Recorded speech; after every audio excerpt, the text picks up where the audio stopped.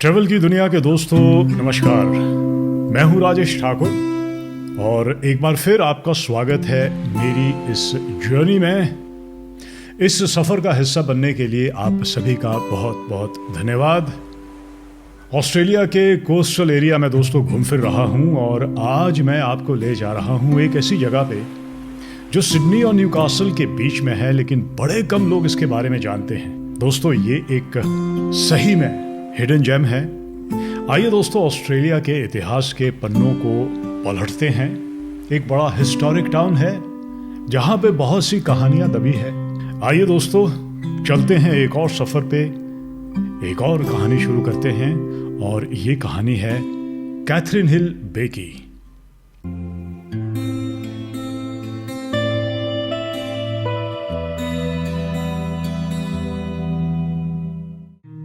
दोस्तों ये है कैथरीन बे का एक खूबसूरत नज़ारा। यहाँ पहुँचते ही जो सबसे पहले चीज़ महसूस होती है वो है शांति। कोई क्राउड नहीं, कोई शोर शराबा नहीं, सिर्फ समंदर की आवाज़ और ठंडी हवा का एहसास। दोस्तों वैसे तो कैथरीन बे में बहुत सारी ऐसी जगहें हैं जहाँ से बड़े कमाल के व्यू दिखते हैं और अलग अलग जगहों पे आपको ले चलूँगा, लेकिन फ़िलहाल ये जो जगह है यहाँ से अगर आप देखेंगे तो इतना ज़बरदस्त व्यू है कि यहाँ से आप पूरा का पूरा यहाँ से कैथरीन बे देख सकते हैं। तो एक तरफ को नीला दूर समंदर है और उसके साथ साथ फिर समंदर के बदलते हुए रंग है, और अगर आप पीछे देखेंगे तो ये एक बड़ा खूबसूरत बीच बना है जहाँ पे फ़िलहाल लोग जो है वो अपनी इस खूबसूरत दोपहर को एंजॉय कर रहे हैं। और रॉक फिशिंग के लिए उस तरफ एक एरिया बना है जहाँ पे मैं बहुत सारे लोगों को फ़िलहाल देख रहा हूँ, तो वहाँ पे भी मैं आपको थोड़ी देर में ले चलूँगा। इतिहास का एक पन्ना, ये जो जेटी यहाँ पे बनी है, एक ज़माने में जब यहाँ से कोयला निकाला जाता था तो बड़े बड़े यहाँ पे जो जहाज़ थे वो यहाँ पे रुकते थे और दुनिया भर में यहाँ से दोस्तों कोयला ले जाया जाता था। यहाँ से ऐसा लगता है कि प्रकृति जो है वो इस जगह को एक अमेजिंग डेस्टिनेशन बनाती है। दिल करता है बस यहीं पे रुके और पूरा समय यहाँ पे बिताए। वाह, ये जगह आपको बड़े ज़बरदस्त तरीके से अट्रैक्ट करती है और धीरे धीरे आपको अपना बना लेती है। दोस्तों सफ़र का मज़ा दुगना हो जाता है जब आप उस जगह के इतिहास के बारे में जानते हैं। तो आइए ज़रा थोड़ा सा कैथरीन बे के बारे में भी जान लेते हैं। हज़ारों सालों से यहाँ पर लोकल ऑस्ट्रेलियन एबरिजिनल कम्युनिटी आवाबा काल रहा करती थी। मॉडर्न ऑस्ट्रेलिया के समय में लगभग 1800 के आसपास यहाँ पे बड़ा ज़बरदस्त कोयला मिला और 1870 के आसपास ये कोल माइनिंग कम्युनिटी का एक बड़ा ही महत्वपूर्ण हिस्सा बन गया। यहाँ से कोयले की बड़ी ज़बरदस्त शिपमेंट होती थी जो ऑस्ट्रेलिया के साथ साथ दुनिया भर में भेजी जाती थी। जो भी लोग बाग यहाँ पे उस माइनिंग में काम किया करते थे तो यहीं पे एक गांव बसाया गया और उस गांव का नाम रखा गया दोस्तों काउपर। मज़ेदार बात यह है दोस्तों आज भी वो गांव एग्जिस्ट करता है और थोड़ी देर में उस गांव में भी आपको मैं ले चलूँगा। जब यहाँ पे कोयले की माइनिंग हो रही थी उसी समय यहाँ पे एक कैथरीन नाम का लकड़ी का एक सेलिंग शिप था जो यहाँ पे फंस गया था। तो बड़ा उस ज़माने में उस शिप का जिक्र रहा और धीरे धीरे जैसे कि अक्सर होता है कुछ महत्वपूर्ण होता है तो उस जगह को उसी नाम से जाना जाता है और इस जगह का नाम भी दोस्तों काउपर से बदलकर उस जहाज़ के नाम पे पड़ गया कैथरीन हिल। आज दोस्तों ऑस्ट्रेलिया के जो सबसे पुराने सेटलमेंट टाउन है, बहुत कम शायद रह गए हैं अब, उनमें से एक टाउन ये माना जाता है। दोस्तों यहाँ से ऊपर से बहुत ही कमाल का कैथरीन बे का ये दृश्य है और ये जो जेटी आप यहाँ पे देख रहे हैं ये सिर्फ लकड़ी और कंक्रीट का स्ट्रक्चर नहीं बल्कि उस दौर की मेहनत, स्ट्रगल और कोस्टल इंडस्ट्री की एक जिंदा कहानी बयान करता है। दोस्तों यहाँ पे एक पहाड़ी के ऊपर आके बड़ी ज़बरदस्त वॉक बनी है। तो इन केस अगर आप थोड़ा वॉक करना चाहें बीच की जगह जाने की तरफ से, तो ये एक बड़ा खूबसूरत यहाँ पे वॉक बना है। और वॉक के साथ साथ जो समंदर का और कोस्ट का नज़ारा है बहुत ही कमाल का है।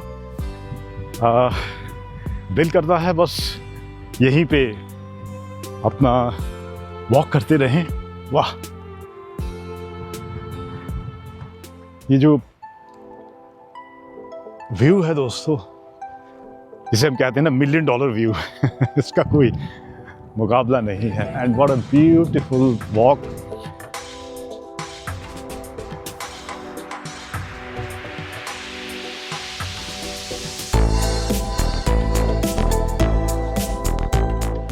दोस्तों यहाँ पर बीच में नीचे उतरने से पहले ये यहाँ का बड़ा ही मशहूर सर्फ लाइफ सेविंग क्लब है। इसके साथ में ही एक कॉफ़ी की छोटी सी शॉप है जहाँ से गर्मा गर्म कॉफ़ी हमने भी ली है। हालांकि आज मौसम बहुत ही गर्म है, लेकिन गर्मी में भी कॉफ़ी पीने का अपना एक अलग ही मज़ा होता है। और बड़ी एक लोकल कम्युनिटी की जो वाइब्स होती है दोस्तों, मुझे वो यहाँ पे मिली है। बहुत से लोगों से जब मैं बातचीत कर रहा था तो एक बड़ा ही मज़ेदार उनके साथ इंटरेक्शन रहा। ऐसा लगा कि उनको बरसों से मैं जानता हूँ। तो एक तरफ तो दोस्तों इस बीच पे बड़ी ज़बरदस्त स्विमिंग का एक एरिया बना है, जो कि ज़्यादातर जगहों पे यहाँ पे फ्लैग लगे होते हैं, जिसके बीच में बार बार हमारे ये जो लाइफ सेवर है वो अनाउंस करते रहते हैं कि भैया स्विमिंग जो है वो आप इन झंडों के बीच में ही कीजिएगा। और दूसरी तरफ को बड़ी ज़बरदस्त यहाँ पे सर्फिंग की वेव्स आती है। दोस्तों आइए चलिए नीचे ज़रा बीच पे चल के देखते हैं। स्विमिंग तो नहीं करूँगा, लेकिन फिर भी घूमता फिरता हूँ और क्या महसूस होता है, आइए ज़रा ये भी एक्सपीरियंस किया जाए। दोस्तों ये बीच बिल्कुल अनटच्ड फील देता है। ऐसा लगता है जैसे नेचर ने अभी अभी से बड़े आराम से बनाया हो। ये वो जगह महसूस हो रही है दोस्तों जहाँ पे समय को आप भूल जाते हैं। बड़ी सॉफ्ट सैंड है, जेंटल वेव्स है और कोस्टल की ज़बरदस्त ठंडी ठंडी हवा, जो मेरा अपना मानना है कि सिर्फ ऑस्ट्रेलियन बीचेस पर ही महसूस होती है।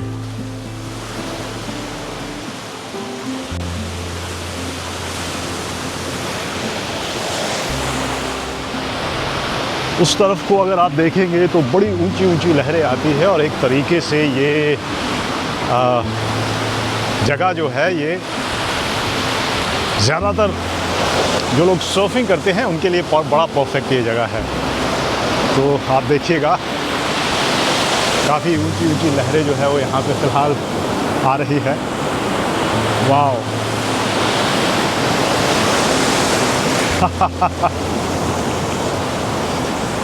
मेरे टांगों तक यहाँ पे पानी आया हुआ है।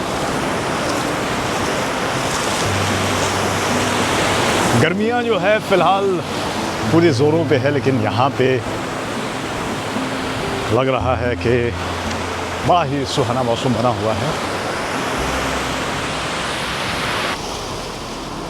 दोस्तों ये बीच जो है वो 2 बार ऑस्ट्रेलिया की बेस्ट बीचेस की जो हमारी सालाना लिस्ट बनती है उस लिस्ट का हिस्सा रह चुकी है।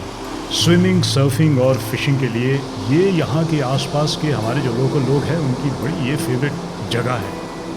ये जगह दोस्तों आपको भागती दौड़ती दुनिया में पकड़कर थोड़ा ठहराती है, कहती है रुक जाओ और ज़रा मुझे भी महसूस करो। बड़ी बड़ी लहरें उस तरफ आती है और यहाँ पे जब हम आगे की तरफ जहाँ पे मैं आपको ले जा रहा हूँ, ये एक इतिहास का पन्ना है।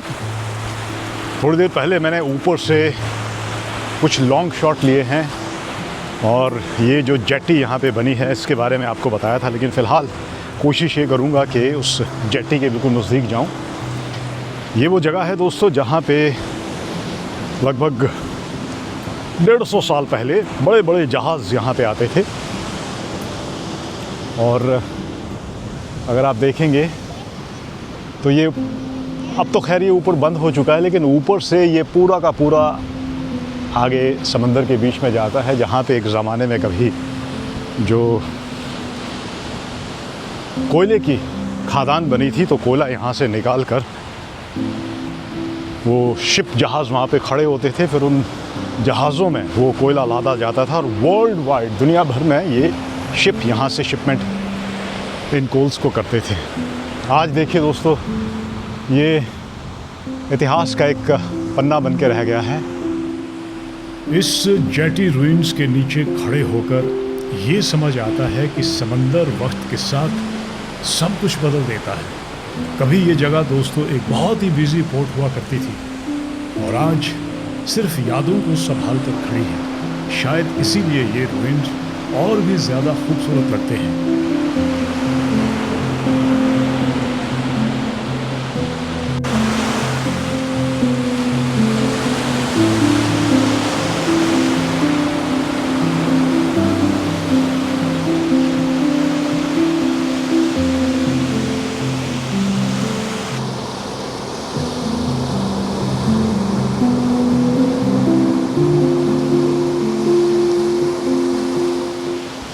कैथरीन बे में इस समय दोपहर में वॉक करते हुए दोस्तों, लहरों की आवाज़ है, दोपहर है, समर है और ऑस्ट्रेलिया में जो बड़ा कुछ ऑफ़र करने के लिए है उसका एक परफेक्ट ये आफ्टरनून दोस्तों मैं यहाँ पे फ़िलहाल कैथरीन बे में एंजॉय कर रहा हूँ। दिल कर रहा है बस यहीं पे आप एक बढ़िया सी वॉक कर सकते हैं। दोस्तों यहाँ पे पीछे बीच है और बीच से थोड़ा सा आगे आके आप पहुँच जाते हैं इस कैथरीन बे के गांव में। लगता है वक्त यहाँ पे थोड़ी देर के लिए रुक गया है। बहुत ही ये ज़बरदस्त एक छोटा सा स्ट्रीट है। एक ज़माने में यहाँ पे जब कोल माइनिंग हुआ करती थी तो जो डिगर्स होते थे माइंस में जाके जो लोग काम करते थे, तो इस जगह पे आके यहाँ पे बहुत सारे कॉटेजेस बने हैं। पूरा का पूरा ये एक विलेज है और अभी ये स्टेट हेरिटेज एरिया के अंदर आता है। तो जिस तरीके के ये घर बने थे उसमें छोटी मोटी मरम्मत उसमें की गई है और एक बहुत ही खूबसूरत एक जगह है जहाँ पे ऐसा लगता है कि वक्त थोड़ी देर के लिए रुक गया है। इन छोटे छोटे कॉटेजेस में अभी तो एयरबीएनबी बने हैं, तो जो लोग कैथरीन बे घूमने फिरने आते हैं वो इन कॉटेजेस को हायर कर सकते हैं। और बहुत सारे ऐसे कॉटेजेस हैं जो अब शायद रहने के लायक नहीं हैं, लेकिन समय वहाँ पर रुका हुआ है। तो कभी भी आप इस सेंट्रल कोस्ट के एरिया में आते हैं, कैथरीन बे ज़रूर आइएगा। बड़ा एक ज़बरदस्त ये फील है यहाँ पे वॉक करते हुए। मुझे ऐसा लग रहा है कि कहीं इतिहास में पीछे चला गया हूँ।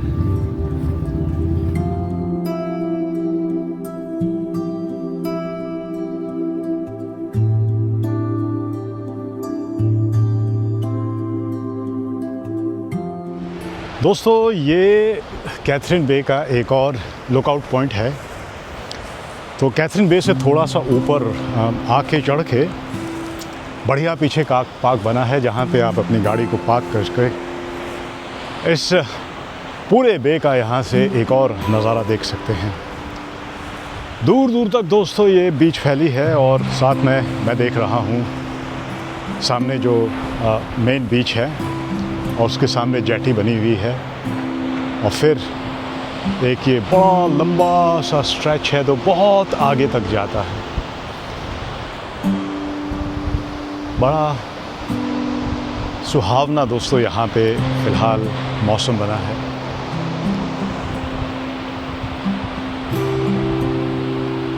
सिर्फ मैं महसूस कर रहा हूँ कि एक बड़ा ही ये क्वाइट, पीसफुल और एक बड़ी सुंदर जगह है।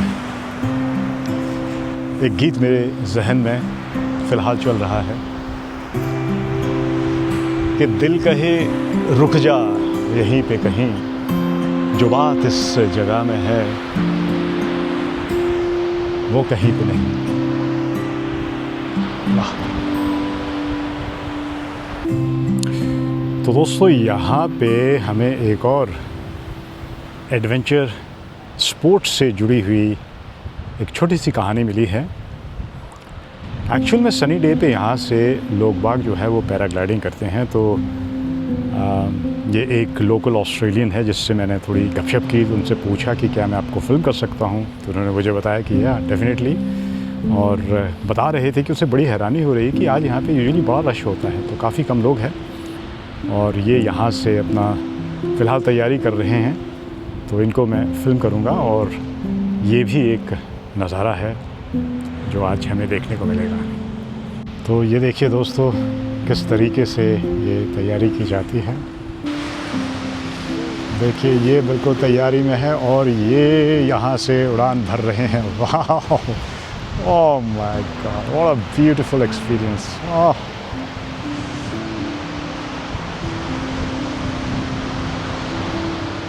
कैथरीन हिल बे दोस्तों हमें ये याद दिलाता है कि ऑस्ट्रेलिया में आज भी बहुत सारी ऐसी जगहें हैं जो अनटच्ड है, प्योर है और नेचर का एक बड़ा ऑनेस्ट उदाहरण है।